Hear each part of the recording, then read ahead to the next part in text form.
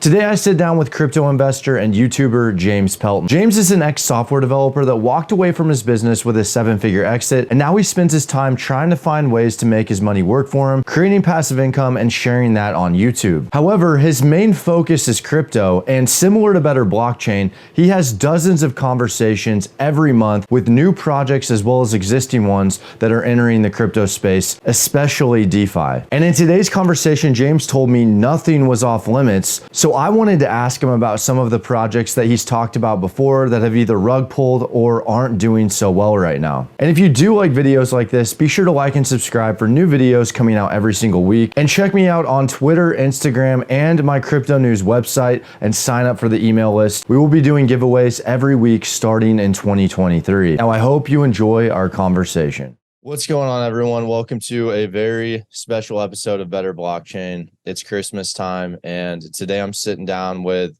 a channel favorite, a good friend, James Pelton. So, James, thanks a lot for coming on, man. I appreciate it. Oh, man. Thanks for having me. I was looking for my Christmas sweater. I have a Darth Vader Christmas sweater that lights up and things, but I can't find it. And my wife is sick, so I don't want to wake her up. I'm sure she knows where it is. But we may do with this. That looks pretty Christmassy. Yeah. I guess it's not really Christmassy, but it's wintry. And in Nebraska, this is how you dress.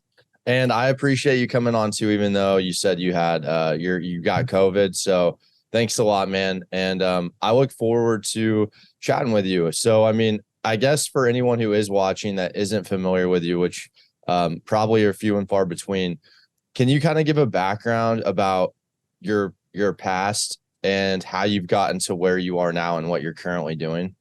Yeah, for sure. So I loved computers growing up. Actually, like second grader, I was teaching myself to code and going to the library and picking up Perl in a nutshell and PHP for dummies and things like that. My parents thought I was kind of strange because I was just always reading these computer programming books, but taught myself to code, and then did e-commerce and worked for some companies. And then eventually I was kind of just tired of all my hard work benefiting just other people. And the best example of this is I started an e-commerce store for a company that was only selling face-to-face. Started an e-commerce store. They made millions of dollars. And then they were like, oh, thank you. We'll take you out for lunch to celebrate your success or something like that. And I was like, hey, I made millions of dollars. It'd be great if I got to partake of some of that more than just a free lunch or something like that. So I realized, hey, I want to work for myself. I want my effort to be directly correlated to the income that I bring in. So I started my own software company on the side at first because I had a wife and at the time 1 kid. So just at nights I would write this new software. It sends out mass text messages to the world. And eventually I finished that and grew it to 12 employees and 20,000 customers. And we were doing about 3 or 4 million in revenue a year. And then I quit my job and have been did that until 2020, where the stress of running a business kind of got to me a little bit. You have all these. Well, we kept getting sued, which is very stressful as a business owner. We kept, it's like subpoena or what do you call them? They would keep coming up at the door. You've been like served. Getting served. Yeah. Like it happened like 4 times, and I was like, I don't like this where you don't know when you're going to get served. So I decided a company offered to sell. A big company in New York offered to buy the company. So I said, yeah, let's do it. Then I had a big chunk of money, and we were just talking before this. I put it into an index fund because that's all I knew about investing was, hey, you have index funds and they do 8 or 9% a year. And so I put my money all in there. Eventually, I kind of got bored with that, honestly, was the main reason I started looking elsewhere. And it's weird when you sell your business because I'm used to my money going this way. This is how most people's money over time goes, is it's going up. But when you sell your business, you get a whole bunch of money. But then as you spend it, it's going this way. And it's a way worse feeling than when your money's going this way. Like there's way less hope when you see the money going this way. So I decided to get into some venture capital deals, and those were real successful. I started my own e-commerce store, and that's done all right. Did some real estate stuff, and then I found crypto. And that's when I was really hooked on like how easy it was to get in because, yeah, real estate, is a pain. You have to, get lawyer involved and the title company and all these moving pieces. Whereas I could go buy a Strong Node, was the one I started with, super easily, and it would make about the same amount of income as a rental property. In fact, more at the time, less now, but more at the time. And then eventually through crypto stuff, my wife was like, hey, you're talking about crypto 24/7. I'm kind of tired of it. I don't really care about crypto. I'm like, I need an outlet. She said, start a YouTube channel. And so I did that in December of 2021. And I am where I am now. So that's kind of the story. And so what was the first thing that you got in on crypto? Like, what was the first, I guess, if you purchased something, was it Bitcoin? Was it, Litecoin? What was that for you? Yeah, so I've had Bitcoin for a few years because I am a tech guy. So like when crypto was all the rage, I didn't really believe in it. This would probably be like 2016, maybe.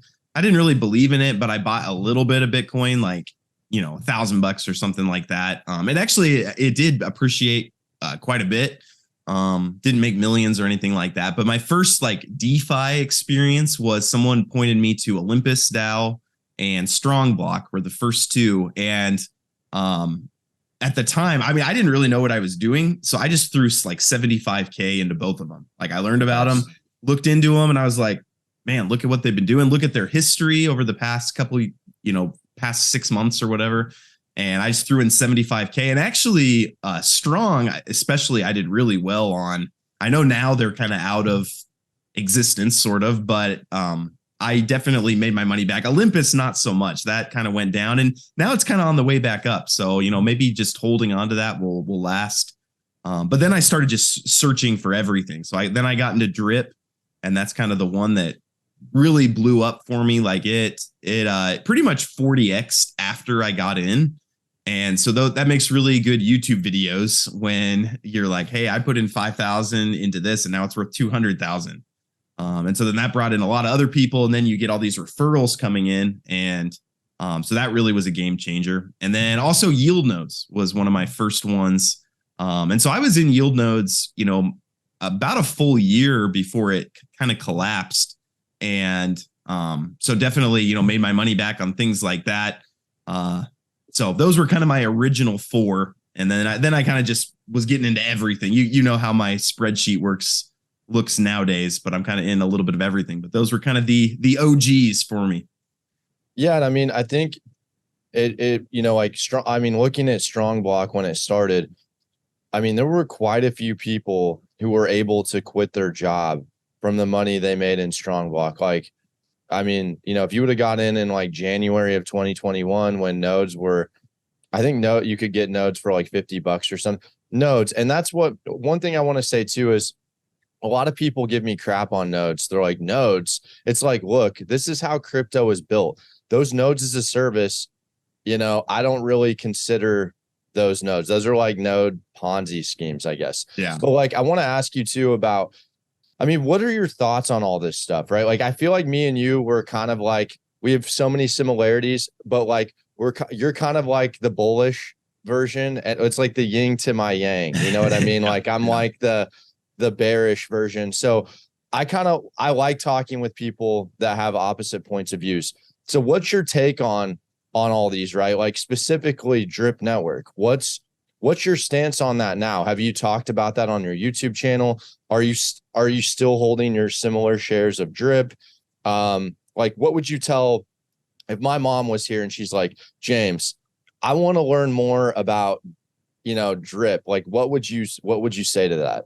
Yeah, and I've learned a lot through my journey. Like sometimes people think YouTubers are like, they started their channel because they know a lot, but I literally started my channel like immediately when I got into DeFi. Like I was learning along with everyone else. Like I knew nothing more than anyone else. I think my advantage was I had more money to go experiment with things. And so I was able to learn lessons faster. Because you learn mostly through losing. You don't really learn much when you're winning. Like you just like, hey, this worked. But when you lose, that's when you're like, okay, what lesson can I grab from that? And since I was able to get into so many things and try so many things, I was able to learn just about the markets. Like I learned very quickly that There's a lot of Ponzi-nomics going on, and a lot of times it's hard to distinguish what is a legitimate investment and what is Ponzi based. It's kind of hard. It's kind of a gray line. It's not as black and white as people want to make it. So I learned pretty quickly, hey, if you get in early and get out your initial, you'll be fine, even if it ends up being kind of a more Ponzi based product. Like Strong, for example, seemed like it was a revenue based business, right? That's kind of how they presented it.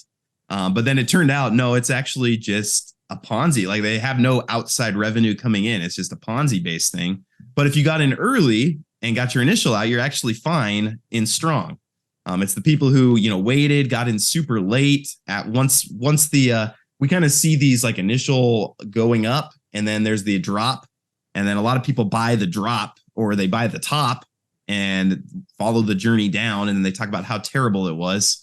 But yeah, I learned, don't do that. Get in early or don't get in at all on these kind of riskier projects. So that's where I'm at with Drip too. I think I was in before this huge pump, and then now since January, we've seen nothing but this decline. And if you run the numbers, there's no reason to think that somehow it's going to magically start going up again. The problem is too, when it gets down low, people can buy in so cheaply that, like, if we spent, we'll use Strong as an example, but if we spent $10,000 to get 10 nodes at, a certain time, well, now people can spend $10,000 to get 100 nodes. And now they have to keep up with the rewards from 100 nodes per person. And so it ends up just being this, if there's no outside revenue, it's just going down. So I would not, the community doesn't like me because they're like, you've made all your money off of Drip and now you talk badly about it. But it's just, if you run the numbers, there's so much sell pressure that I don't see how it would get out of that. So that's kind of where I'm at with a lot of those projects. If you've seen them, if they're Ponzi kind of based, they don't have a good business model, and you've seen them hit their pump and their dump, then I've not seen ones that have had a second pump after that yet, at least in these market conditions. So for me personally, I'm kind of staying back from those types of things. Yeah, I mean, you make a good point. It's and I don't think criticizing is ever a bad thing. And I think if a project takes criticizing, or someone invested in a project takes criticizing, like constructive criticism or pointing out blatant facts, as an investor, I'll start asking myself, okay, well, why am I emotionally upset right now? I try to do that with everything I do in life. I'm like, why did this make me angry? Why did this make me happy? And usually from an investing side, it's because I don't know, there's usually something deeper going on there. And I don't know. Yeah. Okay. So that's what I was wondering. So you have kind of pointed this out on your channel where you're like, hey, this is kind of where we're at. Because for anyone who doesn't know, you are like one of my inspirations as to why I created Better Blockchain, because there's so many projects I just couldn't do a video on. I mean, it takes me way too long to do one video, or even a group of videos, or a group of projects in one video on my main channel. So what are some projects that you've talked with that you've been excited about, and why are you excited about those projects? Yeah, absolutely. So I'm kind of right now, I've been branching out of crypto quite a bit because we're just in a tougher bear market. So like DeFi is not what it was a year ago from now. There's just not as much stuff. Like it used to be, you could get into pretty much anything. If there was any amount of hype around any project, you could get in early or pre-sale or whatever, and almost everything would, 2x on launch if there was enough hype around it. But we're just seeing hardly any new capital coming into the space. So you kind of have to think about it differently. Like you have to know, hey, on launch, there's probably not going to be a ton of new people coming in. So then you have to start asking with every project, what's going to happen? I've been asking this in my AMAs recently. What happens if new people don't come into your project? And some of them say, oh, it'd fall apart. And so then I'm like, okay, well, I know you can't rely on new people coming in this market.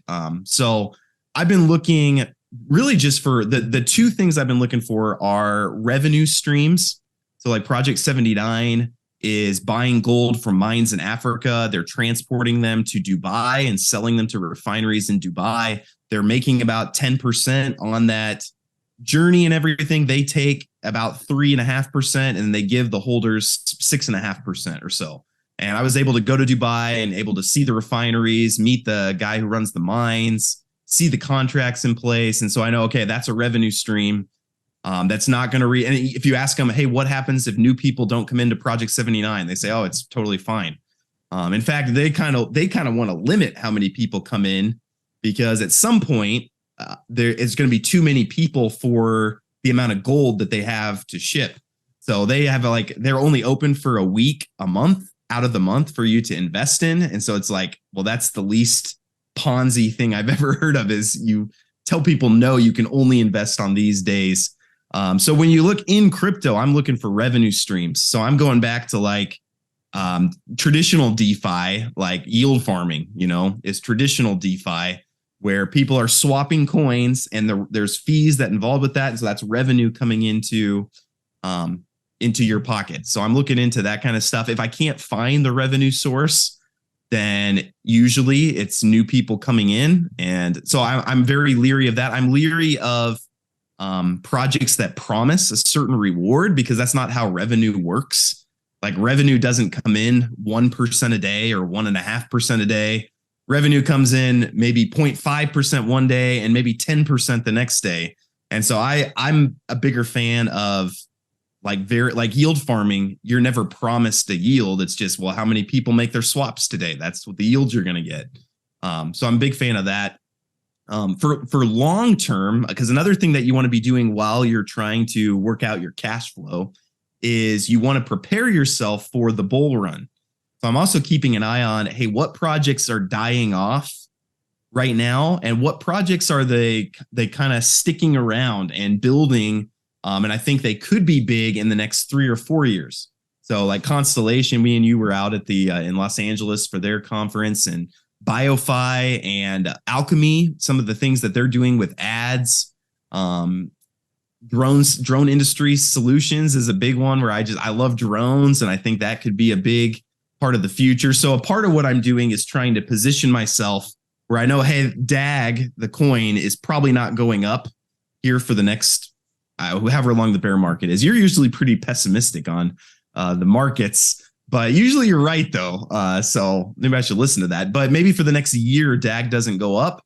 But when the bull run hits, I know, hey, if I'm holding, 1 million DAG tokens, I'm going to be in good shape when it starts to pump. So kind of the two-pronged approach, preparing for the next bull market, and also, hey, what are some revenue streams that I can get now to kind of tide me over until that bull market happens? No, I mean, I think that's good advice. Like always trying to hedge against multiple risks. I think that's just the sign of like good business. And I want to ask you, I'm going to put this in my notes to ask you this, but I want to ask you quick early too, is I'm under the impression right now, like I've got a video coming out and I don't want to give too much away, but I want to know your thoughts on all of these problems that have happened, right?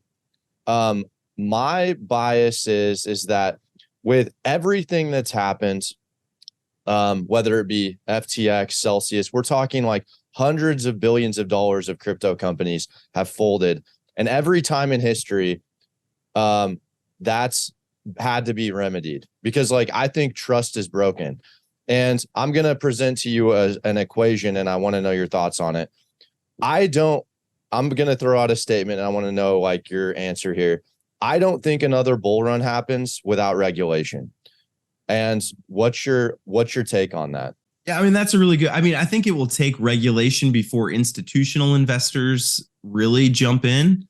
I don't know how many institutional investors. I mean, we're at $800 billion total crypto market cap right now. Last year, October of 2021, we were at like 3.1 trillion. So, I mean, we have like $2.3 trillion worth of capital that used to be in crypto that isn't anymore. And that's without regulation. And so I don't know how much of that was institutional, how much was And so I don't know how much of that will come back, how much has been scared away from crypto forever, or if when the markets look better, that 2.3, I mean, that's a 4x right there. If just the initial people come back, we're going to have a 4x in everything without it really a bull run. That's just like the people that have left coming back. So I don't know. I think where there's returns, people will always come. I think if there's regulation, returns will come down and capital will increase. So it's kind of just that risk reward. I mean, do we want crypto to be like the stock market is? That's what I think will happen if we fully regulate it like we do the stock market. It's going to turn into, hey, you can do an index crypto fund ETF for 8% and it's insured by the FDIC or whatever they end up doing.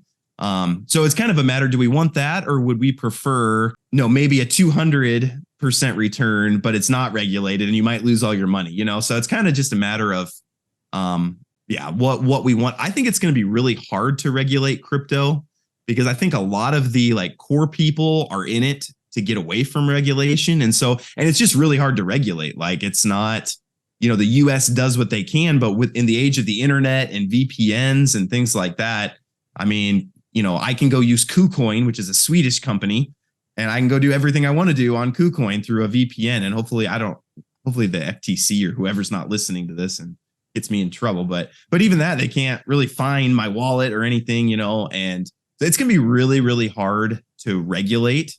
So it'll be interesting to see. I think once some of the pain in markets is forgotten very quickly too. And I think once we're kind of away from this pain a little bit, I think people are going to see the returns that are possible again. And that risk capital is going to just flow back in the same way it does with tech stocks. We kind of see the same thing happening, where tech stocks kind of take a dump where people are like, I don't want to be risky right now. But then the returns on these low tech stocks is just too tempting and people start jumping in. I'd probably say I disagree. I don't think regulation is going to, I think they'll try to, but I think the crypto community is going to fight against it. And most of the crypto community is not in the US. So like the stock exchange is easy to regulate because it's all US, but crypto's not like that. Like most of crypto's not in the US. So it's going to be really hard. You have to get like a worldwide organization together to regulate that. And I don't know. I have a hard time seeing how that would work, but who knows? I mean, I think I agree with the whole, maybe there won't be another bull run. I think, that might be a little extreme, just playing devil's advocate against my own point. But I do think, though, that if we want to go mainstream, I think not only, okay, that's, there's a lot of big money, old money sitting on the sidelines. But I mean, crypto functions on, it does kind of go against the core essence of why crypto was created. But, if you look at history, in the Depression, right, 10,000 banks go under because of lack of regulation. Then 70 years later, Enron, right? Well, then they created the Sarbanes-Oxley Act because basically what's happening in crypto now with SBF would be completely avoided if there was a Sarbanes-Oxley. You couldn't claim ignorance. There is no ignorance you could claim because I think that there needs to be something. I think crypto and I think this is a good problem. I think this is an amazing problem, but I think crypto has grown so big that something has to happen. I'm not saying full-blown stock regulation, but there needs to be some systems or something here because you're right. People forget. And in a certain period of time, these people are just going to keep popping up. And then the question then becomes, okay, if it gets too big, is it going to affect traditional finance? And that's like when that's when it affects the world, like if Tether went under, that would, and everybody's been talking about it. Like, I personally don't even think it's an option. I think talking about Tether going under in crypto is the same as like the people who talk about like the world economy collapsing in crypto. It's like, if this happens, like, there's Bitcoin's going to 3K. Like that's, you know what I mean? So I don't even really like focus on that too much, but I just am curious to know your thoughts. And I think it's a fun conversation to have. Yeah, for sure. And it's like uncharted waters in a lot of ways.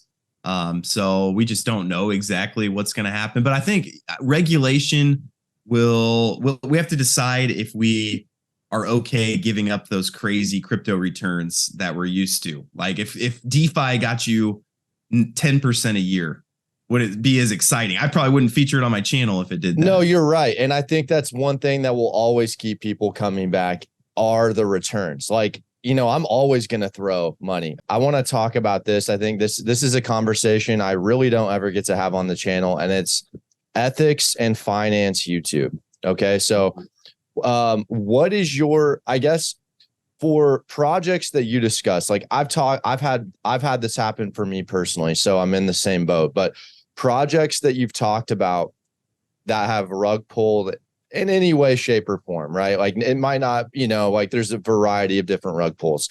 Right. What do people have lost money? People have lost money, or money is locked up and it's no longer accessible, even though they say it may be down the road, like years down the road. Yield knows. But no one in particular. Yeah, no one in particular in mind. Yeah. But my question to you is, it's kind of a two-part question, is how do you personally feel about that? Like what's your personal stance? And then broadening that out, like, what do you think, like how much responsibility should be attributed to us as YouTubers discussing the project? I guess I'll leave it at that. Yeah.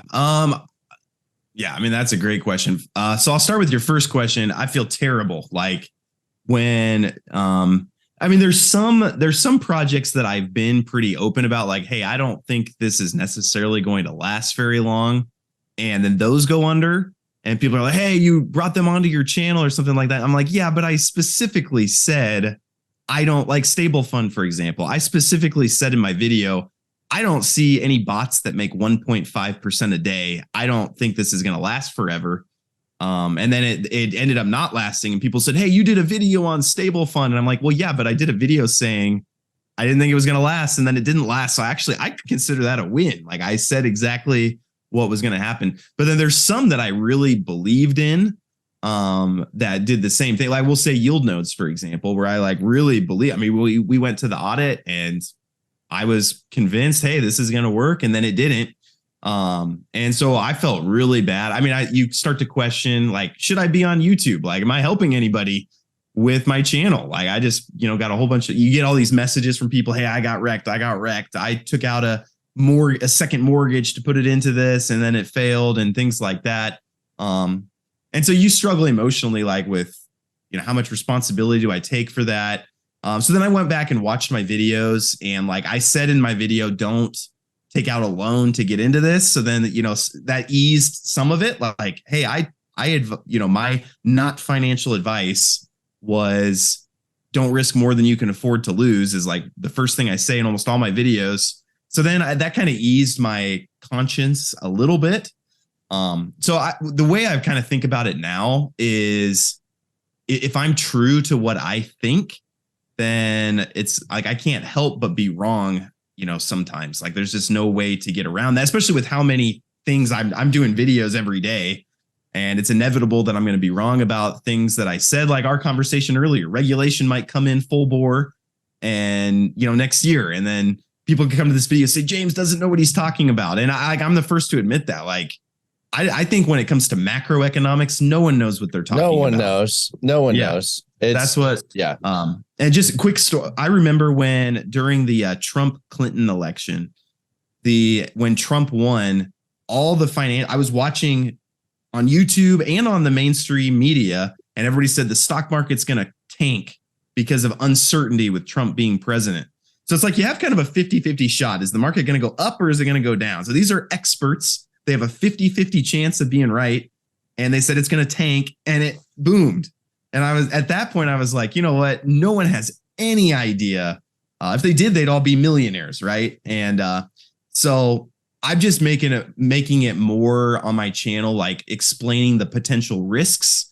So I don't talk gung ho about anything. I just am like, hey, I like Project 79. Here are the potential risks. And a risk that is on every project that you don't usually mention is unknown risks. Because that's usually what gets you are the unknown risks, like FTX going under. It's like, I would have never, if I had listed every risk for every project that I could think of, FTX going under and taking everyone's money is not something that I would have put on the list. So yeah, it was really hard for me at first. I almost was like, I'm done with YouTube. My community was really what kept me going. They were like, hey, most people don't blame you for what happened there. Like you just were speaking, truth. I think that authenticity is a huge part of it. Like if you're a YouTuber and someone pays you and you say something you don't believe because they paid you, to me, that's the definition of shilling. It's like I changed my narrative because I received money. That's shilling to me. So I don't feel bad at taking money for promotion. It's just kind of time that I'm putting in, but I do feel bad if I say something, like if I think something and I say something else because I was paid. That's where, for me, morally, I don't feel good about that. I think a lot of YouTubers do that. I think people don't understand too that YouTubers are just like you, like they have financial pressures and there's like a gray way you can make a lot of money. I mean, that's a huge temptation for people. It's not even like black and white. It's not black wrong. It's gray. And they can make a lot of money from this kind of gray area. It makes sense to me that a lot of YouTubers kind of go that direction. But I think it's short-minded because you lose that trust and then they stop following you and you don't grow. And, you could have been 100x where you're at now, but you've lost everyone's trust. And trust is something that's hard to get back. Like you can always make more money, but you can't gain trust back. So that's kind of where I'm at from an ethics standpoint. Yeah. And I personally love talking about ethics and like philosophy, jurisprudence, like all that stuff. Like I'm like really interested in it. And you bring up a good point too, how are you exchanging your money for time, or are you exchanging your money for a stamp of approval? Right. And yep. I think it's really important to not only convey that when you're talking to these projects. Like if someone wants to pay me something, I've yet to accept any payment on this channel, but if someone wants to take pay me for something and just being real and, like being like, this sucks, or like I wouldn't say it like that, but I mean, no one's really, I guess some of them maybe would do it, but I guess, I think it's just about the way being real with your audience, because you bring up a good point there. Trust, you cannot get that back. And there isn't a class on YouTube where it's like, before you become a YouTuber, you never know when a video is going to blow up. And there's never a class where it's like an ethics class, like, right. Before you become a doctor, a lawyer, anything with like any degree of power, they make you take many ethics courses. Like, and here on YouTube, it's just like, oh, my video blew up. Like I have 1 million subscribers now. And it's so, sometimes if people don't have a good head on their shoulders and they haven't been working on themselves or in any capacity, it can lead to a lot of harm. And, yeah. But I don't know. I think having these types of conversations, who knows, maybe down the road, YouTube would be like, hey guys, like take this. You have to like take this ethics course before you create an account. Yeah. Like to create an account to sell on Walmart, it is a nightmare. Like they make you jump through so many hoops because they want to make sure that you're not selling fake stuff. And this to me would be like along the lines of the same thing. But I want to ask you too, you bring up FTX. How do you think this FTX entire thing will affect marketing from crypto as a whole? We all know marketing is very important, a very, very important component for crypto, whether it's a project or whatever.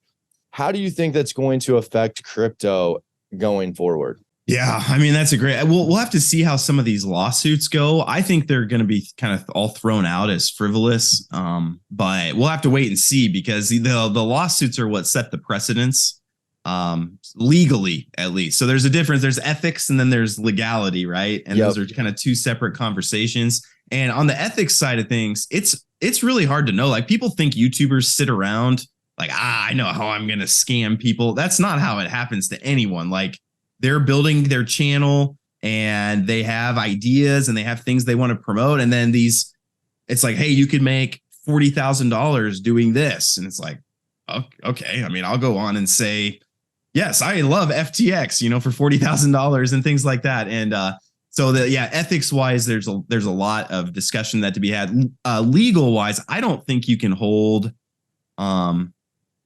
marketers accountable for the actions of who they're marketing because you have no control over that. Like I'm not part of the team. I think you can try to hold marketers accountable for what they know and didn't disclose, that type of thing. But it's just like, I don't see how you can hold Steph Curry or Tom Brady. Like they had no idea. Like, what are they supposed to do? Hire a private investigator to go down to the Bahamas and Steph Curry's commercial was even, I don't know anything about crypto. So FTX is a good platform for me.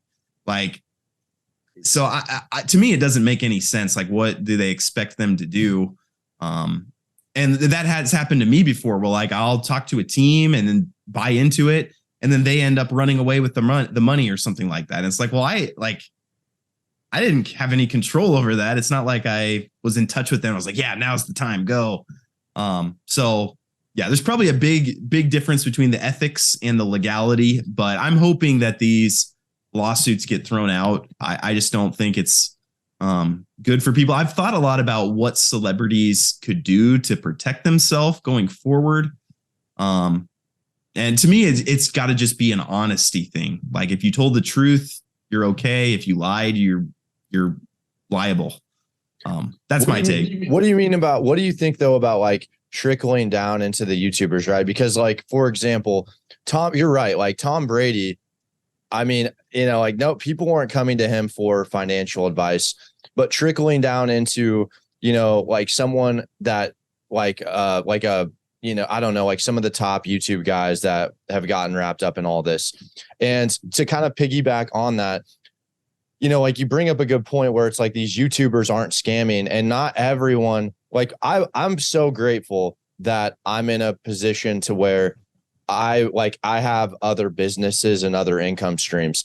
And, you sold your money. So like your business and you have money and stuff and other income streams and whatnot. But some of these YouTubers though, like this is it. And so when something comes along, it's, and even people watching, like, I want you to imagine that, like imagine, because this is going to help you it would help me it's helped me on who I listen to, right? I'm like, is this really all they do?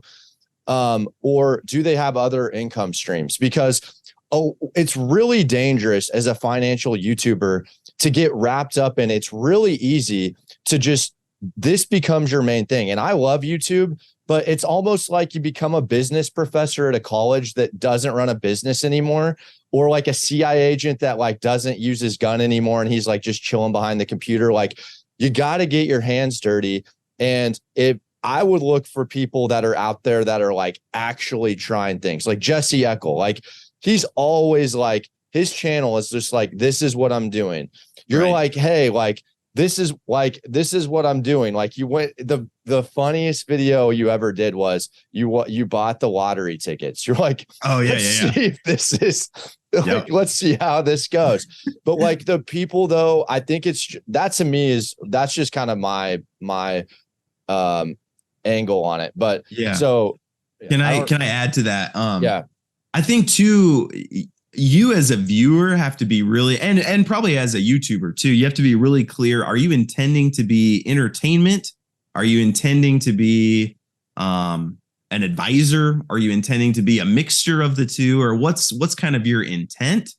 And then you have to kind of let your audience know that that's that this is what I've learned, because I've not done a great job of this. I was kind of trying to do the Jesse Eckel thing. Like him and you were two of the first YouTubers I watched. And I was like, I kind of want to do that. I want to go like, try this, and let people report back like, hey, this made money. This didn't make money. Maybe you could try this.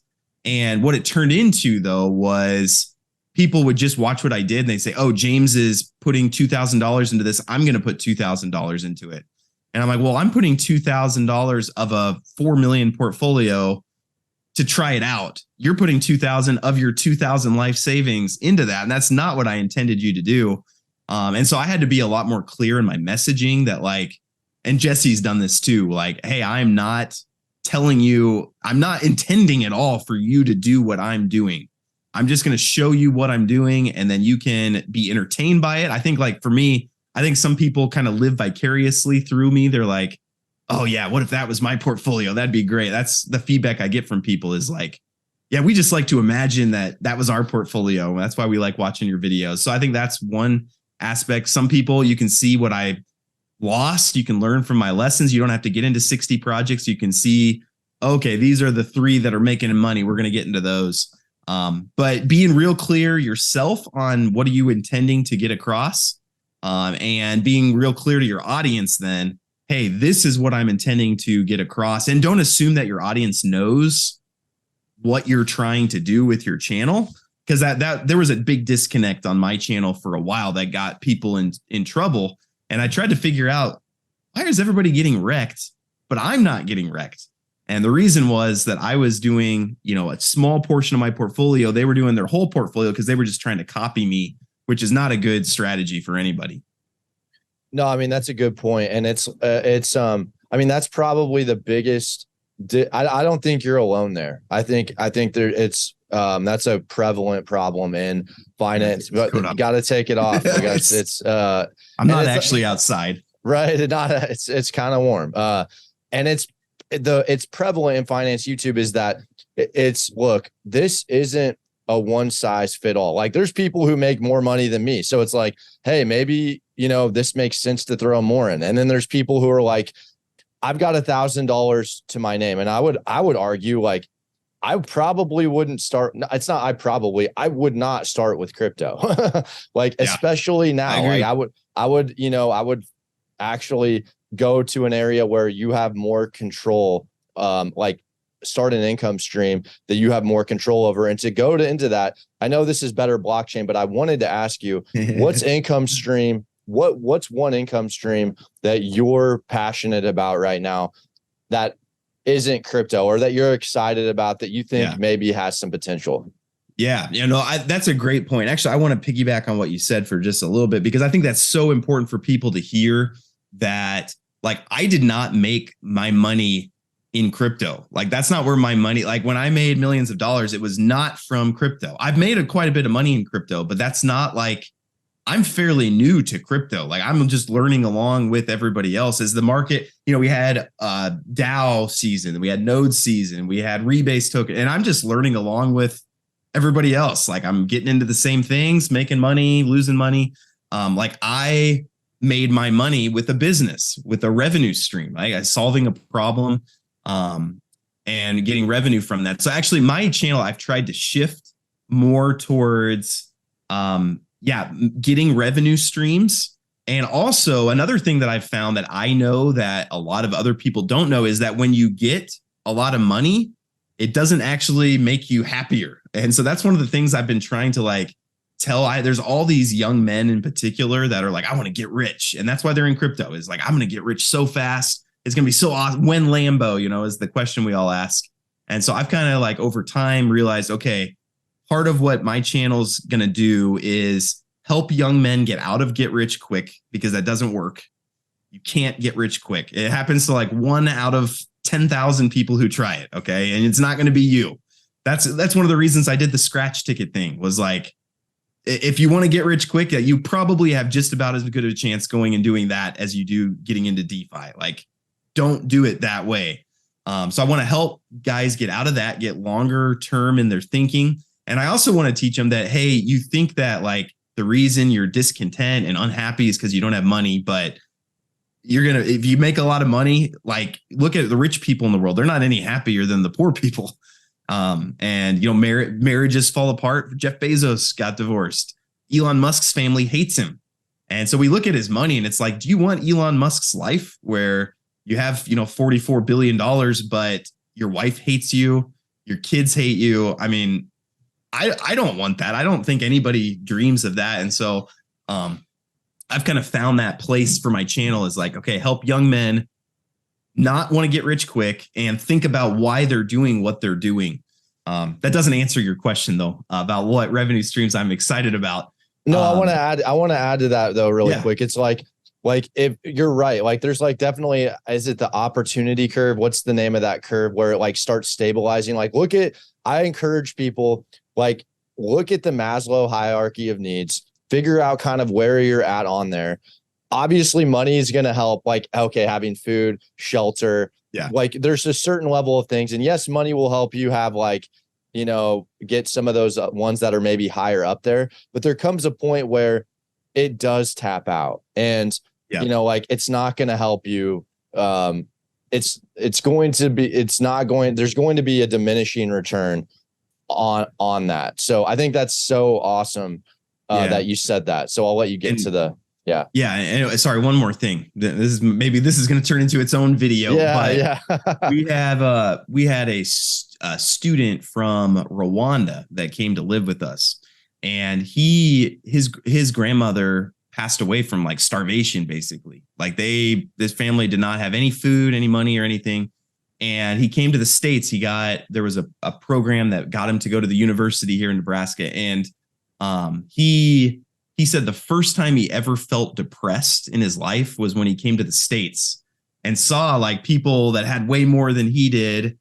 And he wasn't able to get that. And whereas in Rwanda, he just didn't think much about that. He was just like, well, today we're going to try to find food and that's our day. But when he got to the States and saw all these other people, they've got Jordan tennis shoes and they've got this car and they've got this and this big house. It started to get him, hey, I want that. Why can't I have that? And that's the first time he actually felt depressed. So take that lesson for what you will. That's really interesting. I've never heard of that before. That's really interesting. Wow. Yep.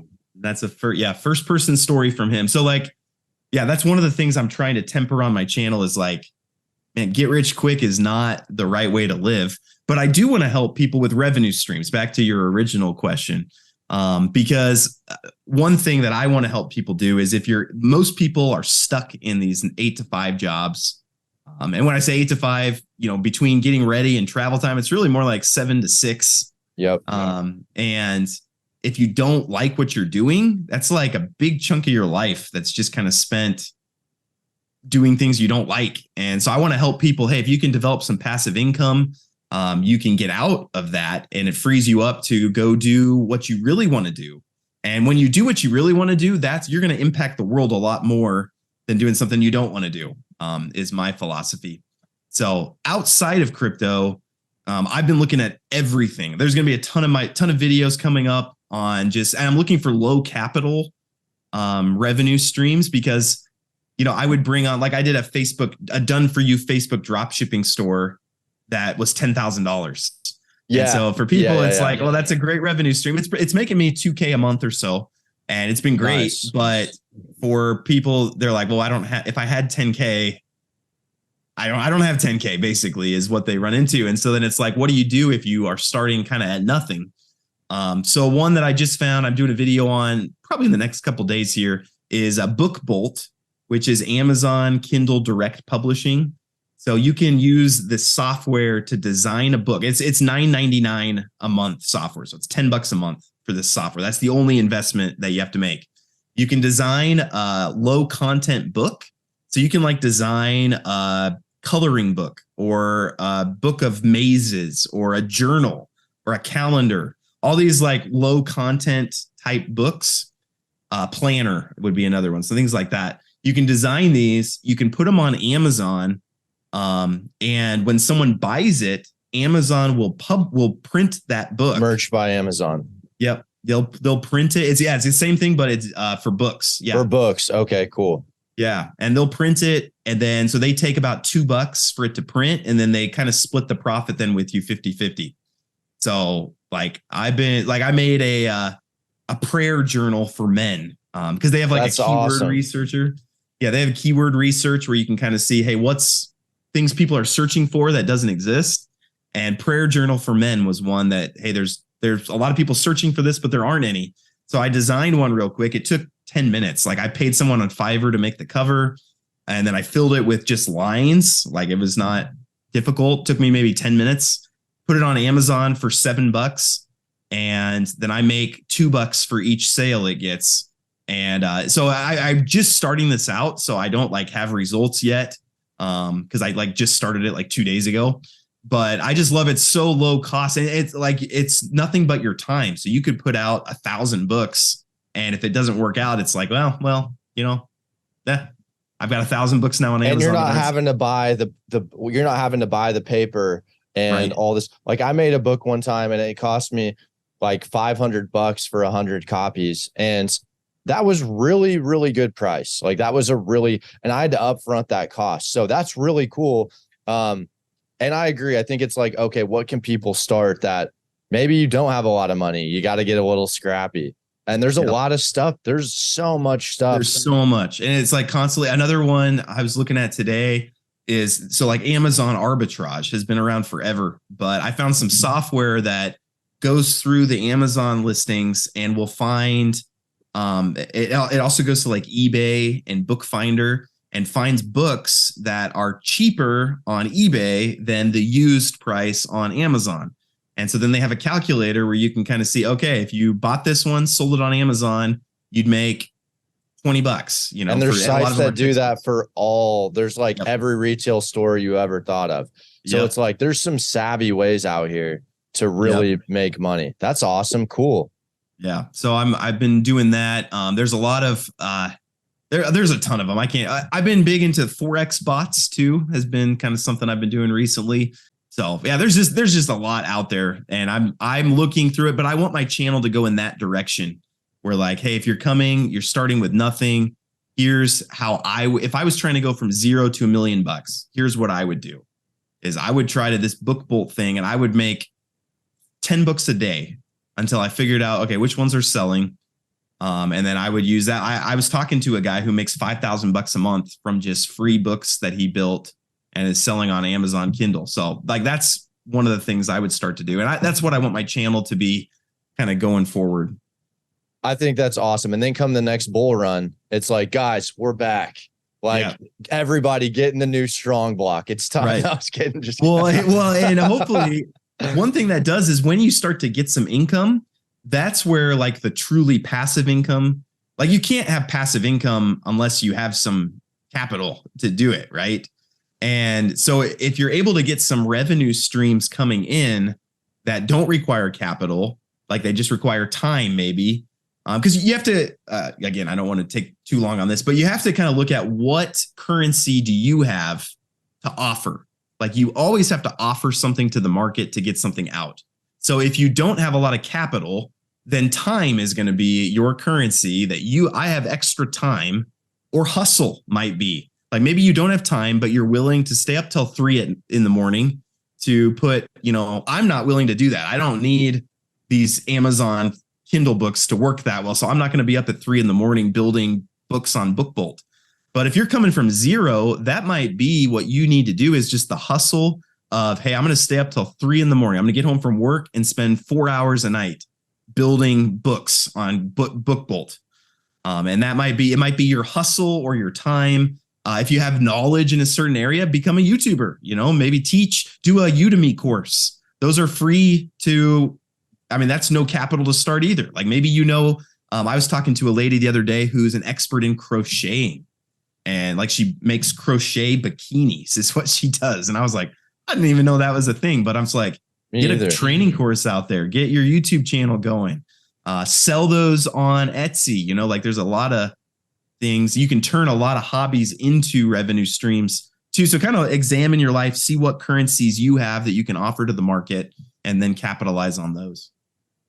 Man, that's awesome. I think that's great advice. And I want to close on I want to close on this question. Okay. So if you were given a 1 minute slot for a Super Bowl ad, what would you advertise?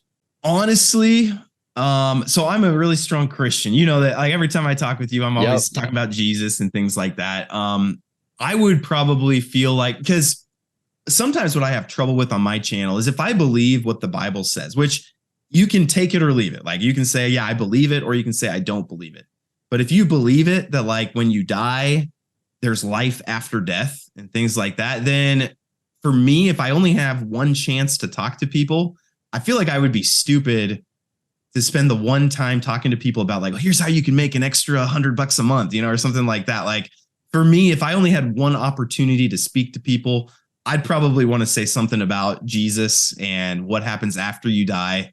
Now, in reality, you don't usually only have one chance to speak to people. So that's why I don't, like, not every video I have is about Jesus, right? Because there's, we can talk about other things as well. But if I had just one chance on a Super Bowl commercial, I would not feel good if I didn't mention Jesus in some way. So that's awesome. It's like I wasn't expecting that, but I'm also not surprised too, if that makes sense. Man, I want to thank you for coming on, dude. I know that you weren't feeling well, and giving me an hour of your time today. It's not every day I get to talk with another YouTuber on here. So that's always fun for me. And where can people find you?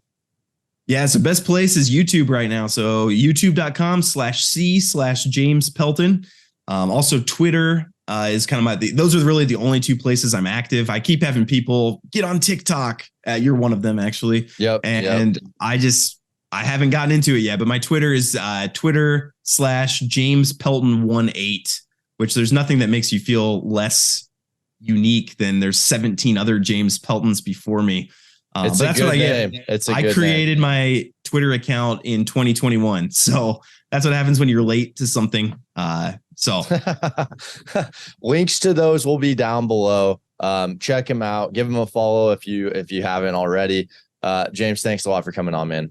Yeah, thanks for having me, and thank you you've helped challenge me a lot, just like on the ethics side of things in particular. Again, different YouTubers I talk with, I can tell they have different things they're passionate about. But ethics is one that I know you're passionate about, and I appreciate that. Like, we need to have that conversation, and YouTubers don't have that conversation as much as they probably should. So I appreciate you for that. And yeah, I think we'll be spending a lot of time together in the future, I think. Definitely. Lots of fun stuff coming up. So yeah, man, as always, good having you on. Thanks, brother.